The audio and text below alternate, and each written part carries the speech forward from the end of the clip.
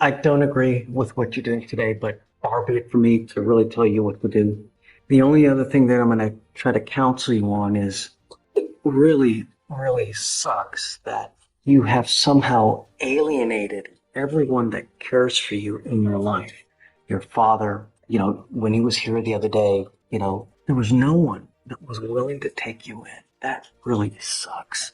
If I were you, I would try to do anything and everything possible to try to mend those relationships, because on your own, at your age, with no education, no job, no money, there's only so far you can get in life. That's why you have parents. That's why you have family to kind of help you out when you're down. But when you alienate them by continually doing things to mess up the relationship, that's not good. When you get out, try to mend those relationships so that they can somehow be back in your life and use them as a positive, role model, or try to get some help. Tell them that you need help so that they will help you or somehow, but mend that relationship, because it's going to kill you. The last thing we want to see is you going out there becoming so desperate.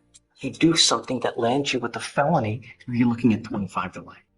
Really, life's too short to spend. You now stand charged with 2 counts of terroristic threat. The agreement that you have worked out is they're going to dismiss one of those terroristic threats and exchange your plea on the other one. The agreement is 180 days in jail, credit for the 71 days that 69, right? One case was 71, the other one was 69. When you plead guilty, it goes on your record, and it will be a conviction for life.